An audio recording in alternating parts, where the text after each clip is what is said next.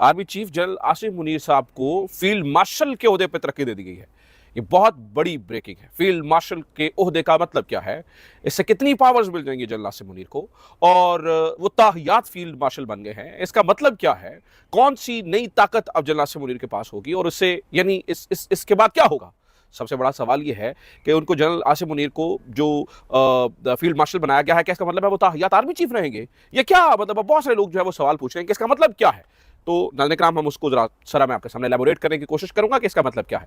इसके अलावा इमरान खान साहब की कुछ देर पहले इंतहाई अहमियत की हामिल अडयाला जेल में मुलाकात हुई है। मुलाकात के बाद जो पैगाम आया है वो तो कुछ और ही पैगाम दे रहा है। और तीसरी बड़ी अपडेट नाज़रीन इकराम, फैसल वावड़ा का नून लीग के खिलाफ होना, उनके खिलाफ बात करना, और फिर मरियम नवाज गवर्नमेंट का फैसल वावड़ा के खिलाफ मौक़िफ़ अपनाना। फैसल वावड़ा आम आदमी नहीं है, फैसल वावड़ा हमारे मुल्क में जो मुक्तदरा है उसका रिप्रेजेंटेटिव है। तो जो मुक्तदरा का रिप्रेजेंटेटिव है वो नून लीग के खिलाफ क्यों बात कर रहा है, और नून लीग अल्टीमेटली उसके खिलाफ क्यों बात कर रही है, और फिर इमरान खान साहब की का बदला सा पैगाम, ये कुछ क्या चल रहा है। और खास तौर पर फिर ऐसे पूरे मामले में जनरल आसिम मुनीर को फील्ड मार्शल के ओहदे पर तरक्की देना, इसके ऊपर जो है वो जरा तफसीली गुफ्तगू करने की जरूरत है। सबसे पहले नाज़रीन इकराम, जान लीजिएगा कि जनरल आसिम मुनीर साहब को जो आज फील्ड मार्शल बनाया गया है, ये पाकिस्तान के दूसरे फील्ड मार्शल हैं। इससे पहले जनरल अयूब को 1958 में जो है वो जब सदर बन गए थे तो फिर वो फील्ड मार्शल के ओहदे पर उन्होंने अपने आप को तरक्की दी थी। फील्ड मार्शल जो है वो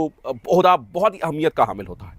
फील्ड मार्शल नाज़रीन इकराम ये पूरी फौज से ऊपर होता है। यानी आप यूँ समझिए कि लेफ्टिनेंट जनरल के पास 3 स्टार होते हैं, आर्मी चीफ के पास 4 स्टार्स होते हैं। 4 स्टार वाला जर्नल सिर्फ एक ही होता है पूरी फौज के अंदर।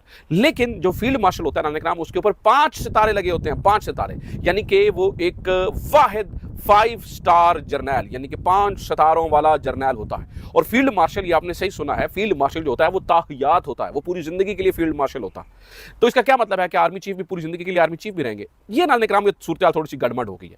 मैं आपको बताता हूं कि एक्चुअली पाकिस्तान के अंदर इससे पहले सिर्फ एक फील्ड मार्शल थे, अयूब खान। और अयूब खान उस वक्त कमांडर यानी कि चीफ ऑफ आर्मी स्टाफ का ओहदा नहीं होता था, कमांडर इन चीफ का ओहदा होता था। तो जब Ayub Khan commander in chief बने थे तो यानी कि जब वो फील्ड मार्शल बने थे, उन्हें खैर अपने आप को खुद ही बनवा लिया था। तो जब वो फील्ड मार्शल बने थे तो उन्होंने वो कमांडर इन चीफ नहीं बल्कि सदर के तौर पर जब आए तो सदर के तौर पर उन्होंने अपने आप को कमांडर इन चीफ का ओहदा, यानी कि आज तक तारीख में ऐसा नहीं हुआ है कि हाजिर सर्विस आर्मी चीफ जो है वो फील्ड मार्शल बना हो। फील्ड मार्शल के पास जो नाज़रीन इकराम पावर्स होती हैं, अमूमी तौर पर वो ऑनररी पावर्स होती हैं। और फील्ड मार्शल को पूरी जिंदगी के लिए, जिसको फील्ड मार्शल कह दिया जाए, वो पूरी जिंदगी के लिए उसे कहा जाता है जी फील्ड मार्शल फलां फलां फलां, ठीक है। अयूब खान साहब को पूरी जिंदगी के लिए फील्ड मार्शल कहा गया। इसी तरह से ये जो फील्ड मार्शल का होता है सिर्फ पाकिस्तान में नहीं होता है, बल्कि हमारे हमसाय मुल्क भारत के अंदर भी फील्ड मार्शल होता है। तो भारत में 2 लोगों को आज तक फील्ड मार्शल का ओहदा दिया गया है। एक मानिक शाह, जिन्होंने 71 की जंग लड़ी थी, पाकिस्तान को 2 टुकड़े किया था, बहुत बड़ा कारनामा सर अंजाम दिया था, तो इसलिए मानिक शाह को फील्ड मार्शल बनाया गया। और इसके अलावा एक के एम करियप्पा नाज़रीन इकराम भारत के पहले कमांडर इन चीफ थे। और के एम करियप्पा ने 1948 की वॉर लड़ी थी, और वो ये समझते हैं कि जो कश्मीर पर कब्जा हुआ था, यानी कि जो मकबूजा कश्मीर है, उसके अंदर फौजें उतारने के अंदर के एम करियप्पा का हाथ था। तो के एम करियप्पा को इसलिए वो समझते नहीं हमने कश्मीर फतह किया था, तो के एम करियप्पा को इसलिए जो है वो फील्ड मार्शल बनाया गया। और मानिक शाह को इसलिए बनाया गया कि भाई 1971 में उसने पाकिस्तान तोड़ा था।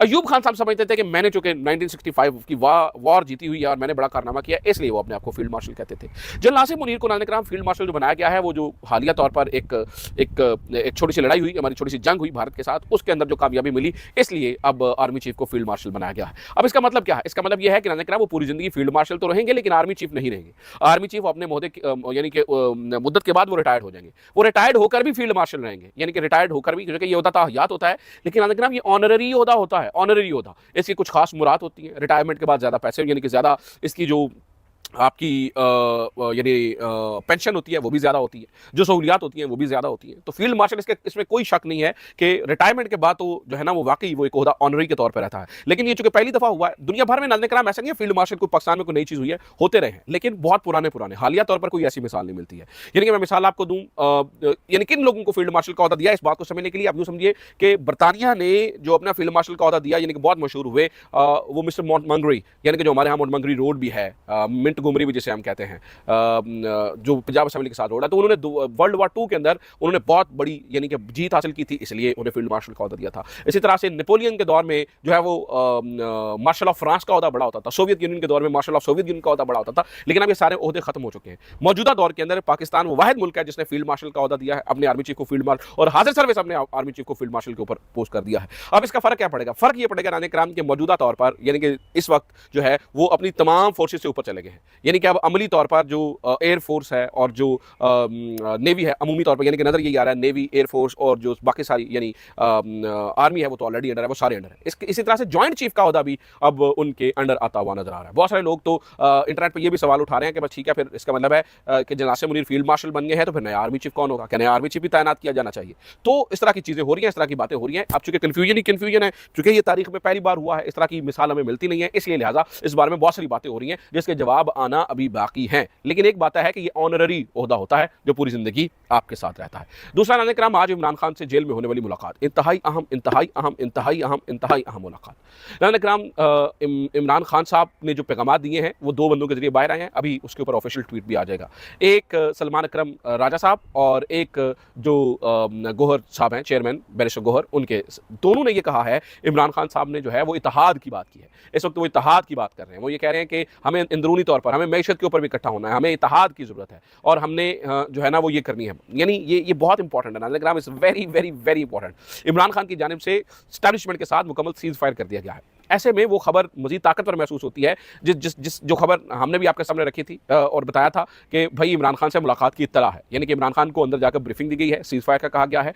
और फिर नाज़रीन किराम, इमरान खान साहब तो ये कह ही रहे हैं, साथ ही साथ जो कोट लखपत जेल से बातें हमें पता चल रही हैं, जैसे कि यास्मीन राशिद साहब कह रही हैं कि हम भाई पाक फौज के साथ खड़े हैं, मौजूदा जो भी मामला हुआ उसके अंदर बड़ी शानदार होने की, शाह महमूद कुरैशी साहब का बयान आना, और ये सारे बयान इस बारे में ये बता रहे हैं कि कोट लखपत जेल का दरवाजा शायद खुलने वाला है। और ऐसी सूरत हाल के अंदर कि जब इमरान खान साहब बजाते खुद इस बारे बात कर रहे हो तो नाज़रीन किराम ये उस तरफ इशारा करता है कि शायद अंदर खाते को बातचीत चल रही है, अंदर खाते कोई इस तरह का ऑब्वियसली कोई जेस्चर, कोई इस तरह की चीज़ें हुई हैं जिससे ये नजर आता है कि शायद कोई बात बनती हुई नजर आ रही है और मामला जो है वो दुरुस्त समत में जाते हुए नजर आ रहे हैं। तो इमरान खान साहब का ये जो पैगाम है नाज़रीन किराम, इट्स वेरी वेरी इंपॉर्टेंट। मैं तो खैर इसकी अहमियत बहुत और तरह से देख रहा हूँ। मुझे लग रहा है कि शायद ये एक मैसेज है, इमरान खान साहब ने हाथ बढ़ा दिया है। अब देखते हैं कि हमारी एस्टैब्लिशमेंट क्या चाहती है, फौज क्या चाहती है, वो क्या करते हैं।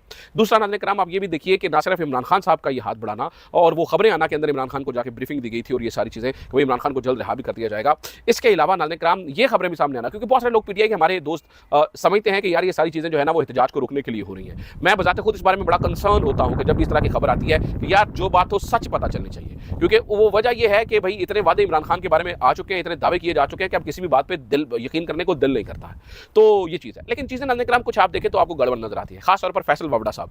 फैसल वावड़ा साहब आपको पता है नाज़रीन किराम के मुक्तदरा के नुमाइंदे, अब उनकी तू तकरार होनी नून लीग के साथ ये भी अल्टीमेटली एक जेस्चर है और उन्होंने नवाज शरीफ साहब की खामोशी पर अच्छा खासा उन्हें तुनना है, नवाज शरीफ साहब की खामोशी पर उनको तुनना गया है, उन्होंने बात की है। तो इसके साथ हमने ये देखा कि ना सिर्फ वो नवाज शरीफ के ऊपर बोले और भी बोलने बातें की। ऐसे में क्या हुआ, मरियम नवाज साहबा नाज़रीन किराम बोलती हुई नजर आ रही हैं, मरियम नवाज साहबा, और उनकी गवर्नमेंट बोलती हुई नजर आ रही है। आज अज़मा बुखारी साहबा ने कह दिया वो कौन है, ठीक है, यानी कि उन्होंने तो उनको अकल से पैदल शख्स करार दिया है, यानी कि सस्ता शाहरुख खान करार दिया है। तो ये झड़पें होना और ऐसे में इमरान खान का पैगाम सामने आना और ये सारी चीज़ें नाज़रीन किराम किसी और तरफ इशारा कर रही हैं।